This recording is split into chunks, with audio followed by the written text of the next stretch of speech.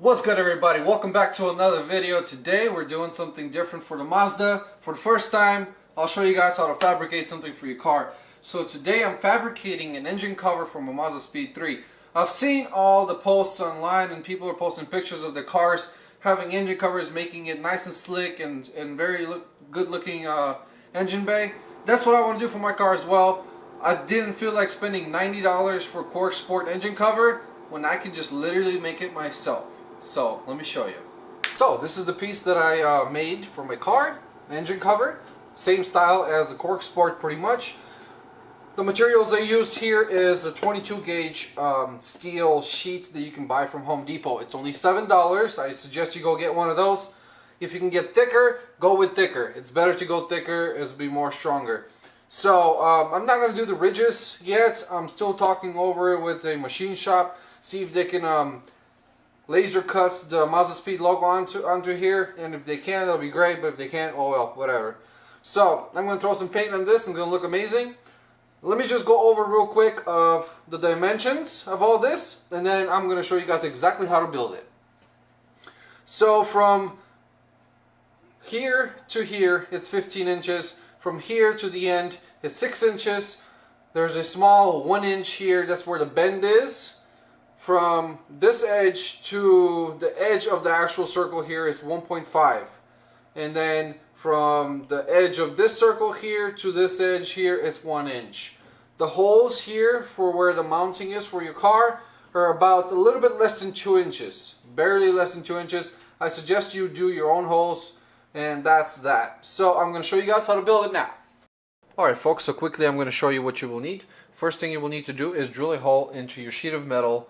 That's going to be about 2 1/8 wide in diameter. You can get a drill bit like that from Home Depot to make sure it cuts metal. It's pretty much the same drill bits that drill holes into desks to put cabling through. So get one of those for metal and drill a hole that's 2 1/8 wide into your sheet of metal. Try not to be close to the edges. Make sure you're somewhere in the center-ish or about 1 inch away from the walls. I'm going to go ahead and do that real quick, and then I'll show you guys out.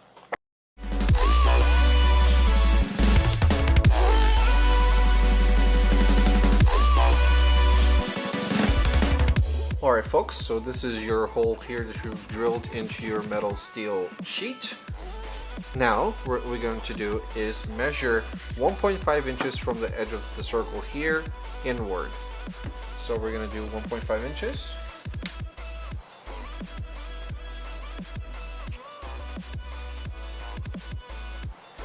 That's about right there, and then we're going to draw a line straight down. Once you have your line, this is your starting point. You will need to measure from the top of the circle here upward 1 inch. Once you have that, you will then go exactly 90 degrees from this line, 15 inches over.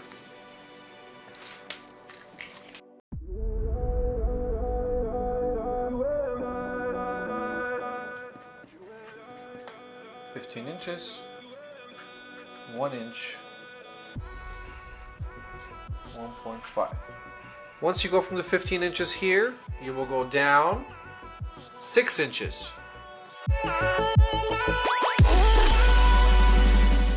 6 inches. From your 6 inches here, you should be able to connect this right ahead with this line here, and that should be exactly 15 inches. From here, from the bottom line here, you need to go 1 inch up. That's going to be your bend line.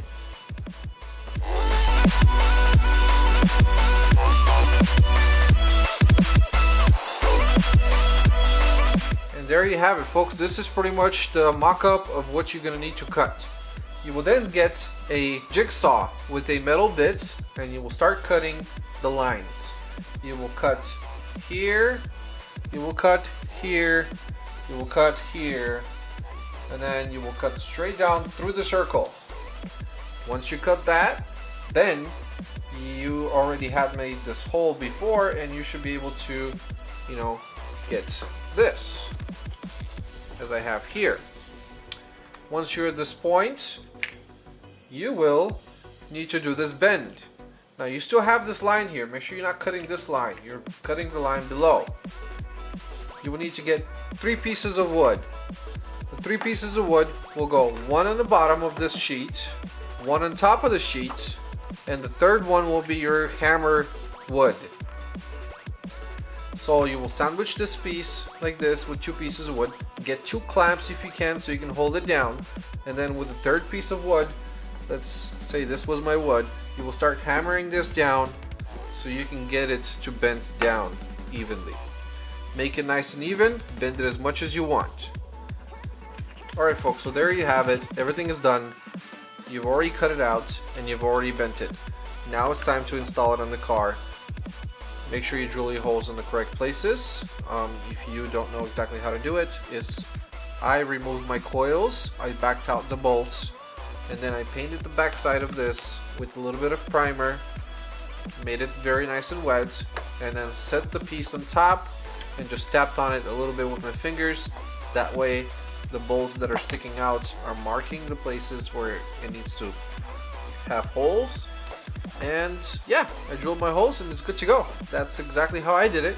There's different ways. You can do toothpaste, you can do different ways. Just that's how I did it. And if you guys want to do that way, do that way. So I'm going to install it now on the car and show you guys how it's done. Also, I will show you a small little clip of all the hardware that's needed and how much it cost. Alright folks, so first things first, I'm going to show you guys what I had to do and how to prep your engine in order for the engine cover to go on. So I did a little bit of wire tucking, and there was this wire here that used to go through the top over here, and I had to put it on the left side of the engine, and that goes pretty easily. So I ran it down like that, right under there, nicely, and then went down and under this, and I put it under this clip here. You have to unclip this and put the wire under, then clip it back down. That way is the easiest way, and it'll be out of the way. It's not gonna bother you.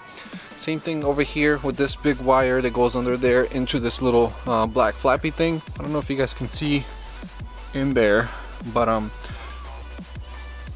me see if I can zoom in.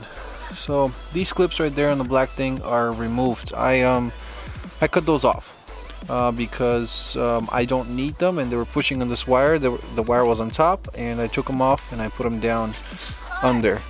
Look how nicely that fits right there.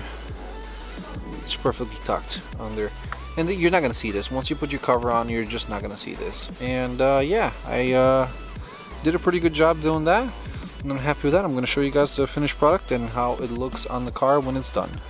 Alright guys, so here you have the mock-up. Everything is done.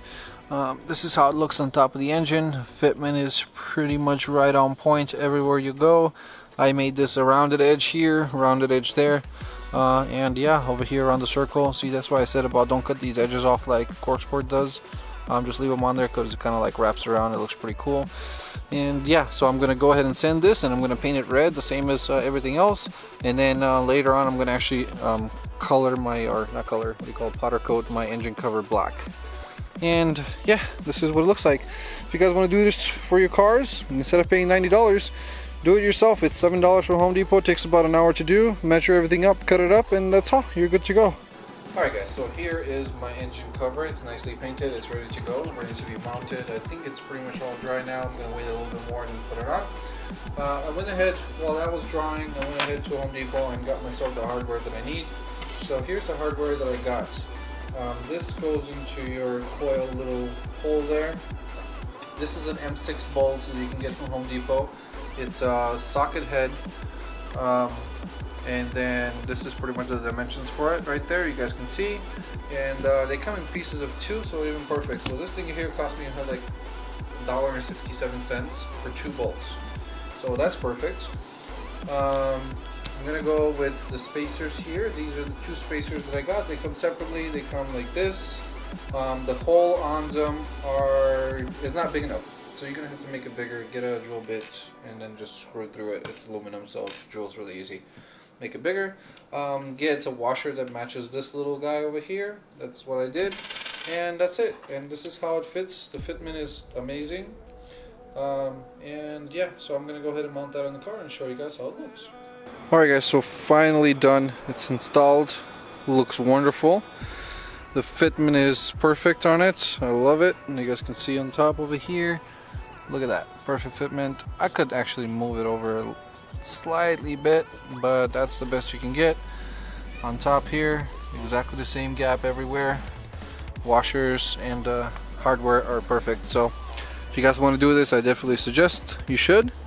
It costs exactly $10, maybe like $11 total, with the hardware and the steel and all of that. So I'm happy how it turned out. And yeah, let's see if I can make one for this fuel pump stuff over here, because it looks retarded. So give it a thumbs up if you guys liked the video, and make sure you guys subscribe. Give me a comment below, please, if you have any comments about this, and if you like this, and if you want me to make you one or something like that, I could, you know, for the right price. Other than that, see you guys in the next video. Hope you guys enjoy this one, and don't forget, what's behind you doesn't matter.